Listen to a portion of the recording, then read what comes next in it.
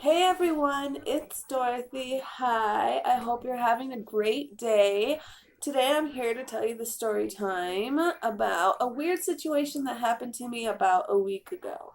So, what happened was I got a flat tire on my car and not having it was already past 7 o'clock. So everywhere around here there's no tire shops open after 7 or 8, not sure, but there was none open at the time.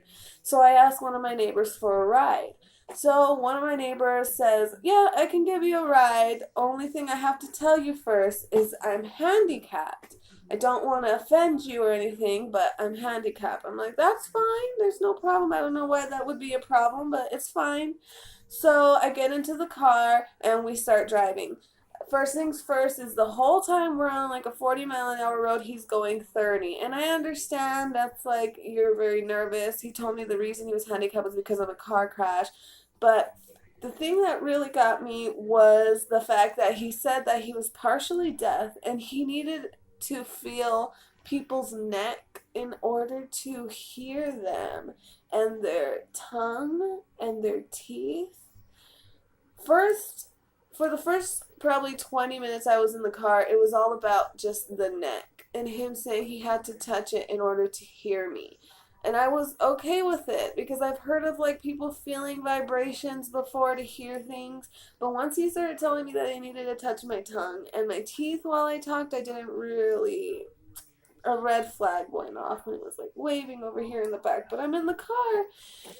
So I kind of just go along with it and I'm like, "Oh, really? That's awesome. How did you learn it? What happened? How long have you been doing this?" And he says that he only needs to do it with women, peculiar, because women have higher voices than men and he can't register that pitch of voice. So, on top of only doing that to women, he says that he promises, I don't know why he kept saying this. I didn't say anything to invoke him, but he kept promising me that he doesn't want to hurt me. And he told me if I can go to his house for an hour a day in order for him to practice the neck holding vibrations. And also, if I can call a friend, one of my girlfriends, while I'm there at his house, and he can have his hand over my mouth while I talk on the phone. And I was like, "Oh, why do you need a hand over my mouth?" And he said, "Well, when you're on the phone, I can feel the vibrations out coming." Something, it was very, very far, like a far stretch. It was something that I was like, "Really? Okay." And he was just like pulling out all the stops, telling me that he told me that if he doesn't practice this, he would die. So I know that he was saying, if I don't do this and exercise this part of my brain, I have nobody that wants to socially interact with me. I'm alone. My mother died. My father was evil. And I just need somebody that is willing to let me touch their neck and put my hand over their mouth and touch their teeth and tongue.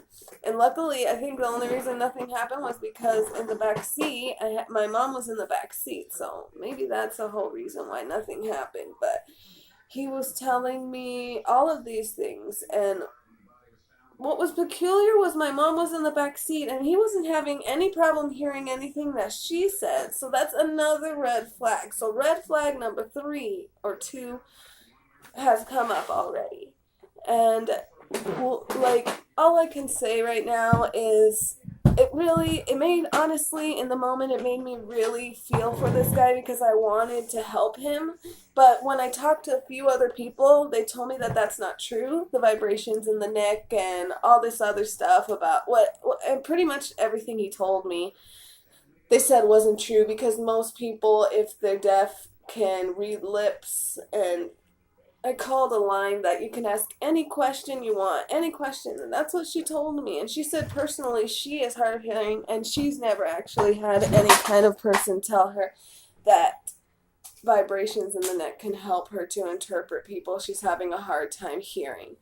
On top of all of this, he tells me, because I was wearing a choker necklace, to make sure I'm not wearing chokers when I go to his house, and that if he ends up squeezing my neck too hard to touch his shoulder, So I'm like, okay, yeah. He's like, so when are you going to my house? I'm like, oh, well, I'm right now. I have a lot I'm doing, but yeah. He's like, well, I don't know where you live. I'm like, yeah. Well, I'm not. It's not. And trying to figure out something to say to this person, and then all of a sudden, out of nowhere, he's like, okay, well, here, let me give you a demonstration.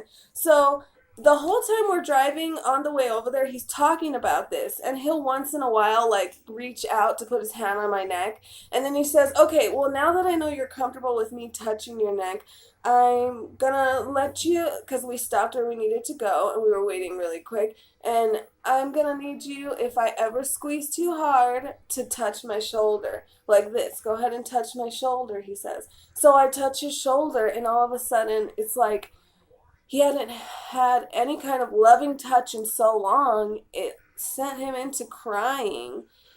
And I was like, oh my gosh, it really made me feel like sad for him. I didn't know, but I mean, and I don't know, he was just telling me his dad was evil, his mom was a beautiful angel. Women are the only ones that he can touch their necks, and that was really peculiar to me. And honestly, when I got home, I was like, "Oh, Mom, what do you think about that?" And she's like, "No, it doesn't feel right.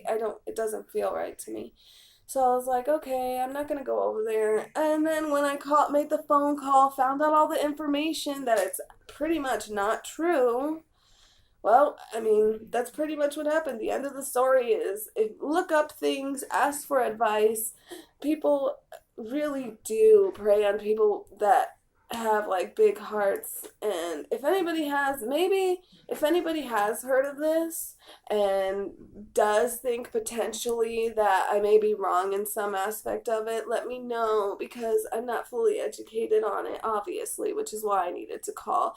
But I did feel uncomfortable, so I'm kind of glad that I ended up somebody confirmed that I shouldn't go over there, because otherwise it would have just ate at me. And him just crying when I touched his shoulder, really, like, I don't know if it was like, it didn't seem like it was engineered or fake at all. It seemed sincere. It was just like a quick 2 seconds, like a like a feeling inside of his heart. I don't know what it is, but yeah. If you have any kind of interesting questions about this story or advice or anything like that, let me know, and I will definitely get back to you as soon as I can in the comments. Thank you so much for watching, listening. Have a great day, and remember, there's no place like YouTube.